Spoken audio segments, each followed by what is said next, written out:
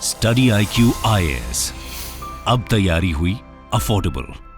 नमस्कार दोस्तों आपने देखा होगा पिछले कुछ दिनों से डीप फेक वीडियोस कई सारे सामने आए हैं। इनफैक्ट खुद पीएम मोदी का एक डीप फेक वीडियो सामने आया था और उन्होंने इसको लेकर कमेंट किया था, use of artificial intelligence for creating deep fake problematic. और इसके अलावा भी आपने देखा होगा रश्मिका मंदाना, आलिया भट्ट, कई तरह के फेक वीडियोज आ रहे थे। और प्रॉब्लम क्या है ना, देखो यहां पर तो ये बड़े बड़े एक्टर्स हैं, चीजों को हम समझ सकते हैं, लेकिन आप खुद सोचिए आपके सोसाइटी में, आपके फैमिली, कहीं किसी का अगर कोई फेक वीडियो आ जाता है, डीप फेक वीडियो, तो वो कितना ज्यादा प्रॉब्लम क्रिएट कर सकता है उस पर्टिकुलर पर्सन के लिए, स्पेशली महिलाओं के लिए।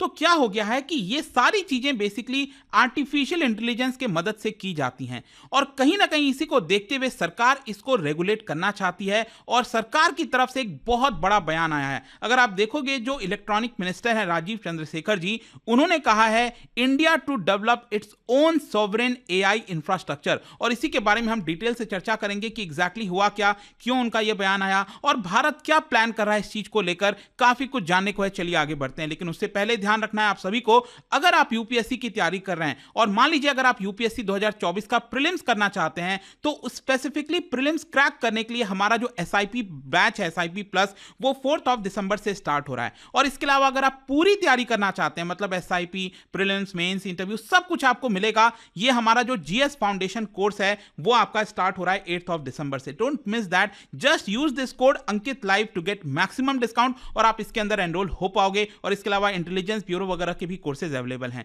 और इसके अलावा अगर आप MCQs अटेम्प्ट करना चाहते हैं तो मेरे इंस्टा पेज पर जा सकते हैं, वहां पर स्टोरीज में जितने भी MCQs हैं उसको आप अटेम्प्ट कर पाएंगे। चलिए शुरुआत करते हैं और सबसे पहले तो ये देखते हैं कि एग्जैक्टली हो क्या रहा है। देखिए, आपको पता होना चाहिए कि भारत ने पिछले कुछ समय से जो गवर्नेंस सिस्टम है उसमें टेक्नोलॉजी का बड़े स्तर पर इस्तेमाल किया है और दुनिया को दिखाया है कि कैसे हम मास स्केल पर गवर्नेंस, जो डिलीवरी सिस्टम होता है, वो टेक्नोलॉजी की मदद से कर सकते हैं। तो आपको याद होगा एक सबसे बड़ा एग्जाम्पल जो कि अभी तक चल रहा है वो है आपका आइडेंटिटी प्रोग्राम आधार। जिस तरह से आधार जो बायोमेट्रिक प्रोग्राम है पूरे देश के अंदर लागू करना, हर एक नागरिक के लिए लागू करना, फिर इसके साथ साथ UPI सबसे बड़ा एग्जाम्पल है। और पूरी दुनिया काफी ज्यादा आश्चर्यचकित थी कि भारत में ये सारी चीजें कैसे हो पा रही हैं। कई डेवलप्ड कंट्री से लोग भारत में आते हैं और जब वो देखते हैं कि UPI की मदद से तुरंत छोटे छोटे पेमेंट्स लोग दुकानों पर कर रहे हैं, कैश कम होता जा रहा है, मैं ये नहीं कह रहा हूं खत्म हो गया, लेकिन धीरे धीरे उसका यूज लोग कम कर रहे हैं और UPI का इस्तेमाल, डिजिटल पेमेंट का इस्तेमाल ज्यादा कर रहे हैं। तो बेसिकली क्या है कि ये जितनी भी चीजें हैं वो कहीं ना कहीं आपको जो इसका मेन बेस है वो मिलेगा डिजिटल पब्लिक इंफ्रास्ट्रक्चर में। मतलब भारत एक प्रॉपर डिजिटल पब्लिक इंफ्रास्ट्रक्चर बना रहा है, प्रोसेस में है, मतलब ऑलरेडी काफी सारा वर्क हो चुका है जिसके बेसिस पर UPI ये सारी चीजें हो रही हैं। लेकिन एक बेस आप कह सकते हो, इस बेस को कहा जाता है डिजिटल पब्लिक इंफ्रास्ट्रक्चर। अब इसमें होता क्या है, देखिए इसको समझने की जरूरत है। डिजिटल पब्लिक इंफ्रास्ट्रक्चर जो सरकार बना रही है उसका मेन मकसद यह है कि लोगों को, प्राइवेट सेक्टर को एक बेस बनाकर दे दिया जाए और उसके बेसिस पर यहां पर जो प्राइवेट सेक्टर्स हैं वो अपना रोल निभा सकते हैं। जैसे सरकार ने क्या किया, UPI सिस्टम बनाकर दे दिया और उसके बाद पेटीएम, मोबीक्विक, चाहे गूगल पे हैं, जितने भी कंपनीज हैं वो उसी UPI सिस्टम का इस्तेमाल करके बेटर सर्विसेज लोगों को प्रोवाइड कर रहे हैं। राइट, आई होप आप समझ आ रहा होगा आपको कि इंडिया वांट्स बेसिकली कि जो सरकार है वो एक तरह से एक बेस बनाकर प्रोवाइड करे लोगों को, प्राइवेट सेक्टर को, और प्राइवेट सेक्टर उसी बेस का इस्तेमाल करते हुए लोगों को बेटर से बेटर सर्विसेज प्रोवाइड कर सके। और कहीं ना कहीं यही वाला ये जो डिजिटल पब्लिक इंफ्रास्ट्रक्चर है उसी अप्रोच को सरकार अब AI में लाना चाहती है, आर्टिफिशियल इंटेलिजेंस में लाना चाहती है। अब क्वेश्चन यह है कि सरकार की तरफ से क्या बोला गया है। देखो मैं आपको बता दूं, जो minister of state for electronics हैं राजीव चंद्रशेखर जी, वो एक इवेंट पर आए थे जो कि फाइनेंशियल एक्सप्रेस के द्वारा ऑर्गेनाइज किया गया था। और उस इवेंट के अंदर देखिए उन्होंने क्या बोला, we are determined that we must have our own sovereign AI। अब देखो सॉवरेन AI का मतलब क्या होता है, मतलब एक ऐसा आर्टिफिशियल इंटेलिजेंस इंफ्रास्ट्रक्चर क्रिएट करना जो कि सरकार का हो, सॉवरेन हो, वो सिक्योर हो, वो किसी प्राइवेट पार्टी का ना हो। तो सरकार ये चाहती है कि हमारा खुद का, देश का एक सॉवरेन आर्टिफिशियल इंटेलिजेंस जो कॉन्सेप्ट है, जो एक इंफ्रास्ट्रक्चर होना चाहिए, वो खुद उनके पास हो। अब उनका ये भी कहना था कि हम चाहते तो दूसरे रास्ते पे भी जा सकते थे। अब दूसरा रास्ता क्या है? एक तो ये है कि यहाँ पर गूगल हो गया, मेटा हो गया, इंडियन स्टार्टअप्स हो गए, ये सब भी तो आर्टिफिशियल इंटेलिजेंस को डेवलप कर रहे हैं, राइट? तो यहाँ पर सरकार कह रही है या तो हम उन्हीं के ऊपर सब कुछ छोड़ देते हैं कि ये प्राइवेट कंपनीज खुद ही अपने आप आर्टिफिशियल इंटेलिजेंस में लीड लेंगी और वो लोगों को सर्विसेज प्रोवाइड करेंगी। लेकिन हम चाहते हैं कि यहाँ पर जो एक बेस है, जैसे हमने डिजिटल पेमेंट सिस्टम में जो हमने बेस अपनाया, यूपीआई बनाया सरकार ने और वो प्रोवाइड कर दिया प्राइवेट सेक्टर को, उसी प्रकार से हम चाहते हैं कि जो सॉवरेन एआई है वो सरकार का खुद का हो और उसी के बेस पर जो प्राइवेट कंपनीज हैं उस पे वर्क करें और लोगों को अलग अलग प्रकार की सर्विसेज प्रोवाइड करें। फिर इसके साथ साथ एक और चीज उनका यह कहना था कि सरकार ये नहीं चाहती कि सिर्फ हम एक जनरेटिव एआई टाइप मॉडल बनाएं। देखो, जनरेटिव एआई टाइप मॉडल मैं आपको एग्जांपल बताता हूं। जैसे आज के डेट में चैट जीपीटी हो गया।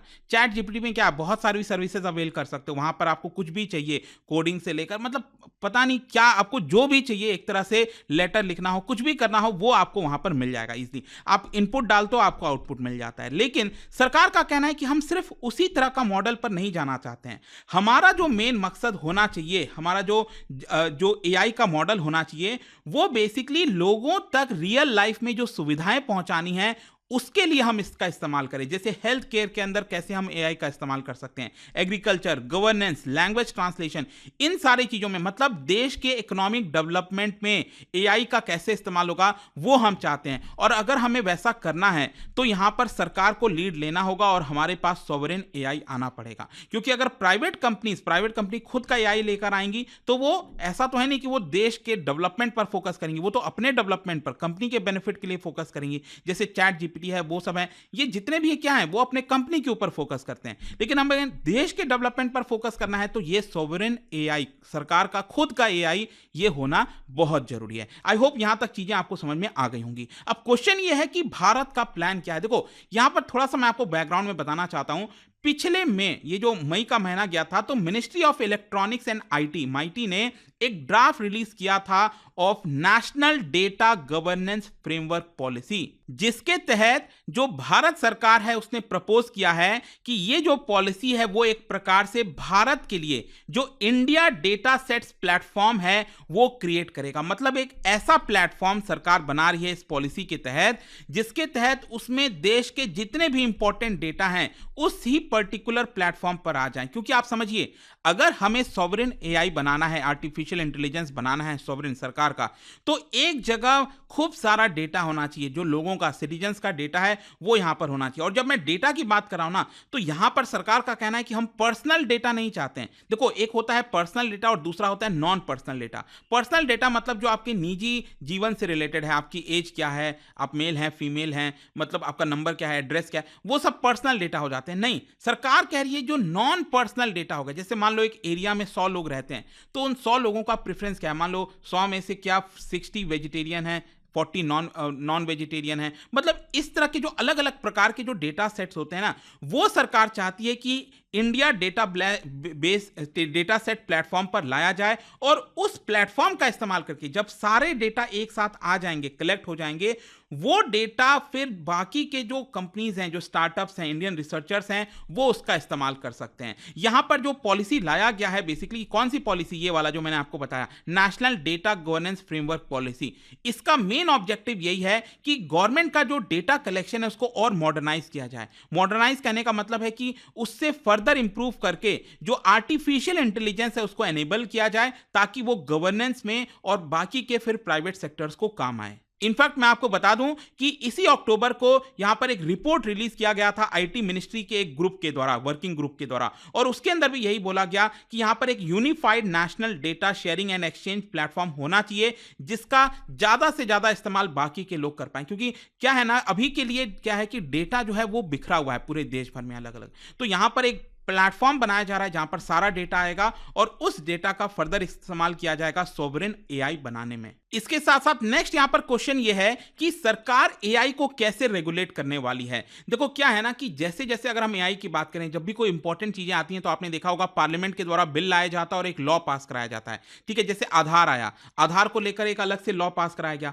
उसी प्रकार से यहां पर जो minister for state of electronics हैं चंद्रशेखर जी, उन्होंने ये कहा कि अगर हाँ आप यूरोप के अंदर देखोगे तो यहां पर जो रेगुलेट करने का अप्रोच है वो ये है कि लोगों को राइट्स प्रोवाइड करना, राइट्स ऑफ द सिटीजन होता है वो प्रोवाइड करना। और यूएस का अप्रोच होता है क्योंकि एआई इस समय रियलिटी है, एआई दुनिया भर में फैल रहा है, तो हमें उसको रेगुलेट करना है, इसलिए हम रेगुलेट करेंगे। लेकिन भारत के अंदर हम ये दोनों का मिक्स्ड अप्रोच के साथ जाएंगे। मतलब हमें रेगुलेट तो करना ही है, क्योंकि आप समझिए अगर रेगुलेशन नहीं होगा एआई का तो क्या हो रहा है, यही डीप फेक वीडियोस और इस तरह की चीजें आएंगी। तो सबसे इंपॉर्टेंट है कि यहां पर सरकार एक कानून लेकर आएगी इससे रिलेटेड, ताकि यहां पर इसको प्रॉपर रेगुलेट किया जाए एआई को, और यहां पर इंपोज किया जाए इन जो बड़े बड़े कंपनीज हैं, चाहे ट्विटर हो गया, फेसबुक हो गए, इन सबको बोला जाए कि अगर कोई डीप फेक वीडियोस वगैरह आता है तो आपको उसको कंट्रोल करना है, आपको उसको फैलने नहीं देना है। तो वो रेगुलेशन इंपॉर्टेंट हो जाता है। तो यहां पर बेसिकली सरकार कुछ लेकर आएगी लॉ वगैरह, जिसके तहत लोगों के राइट्स क्या हैं और उसके रेगुलेशंस कैसे किए जाएंगे वो यहां पर की जाएंगी।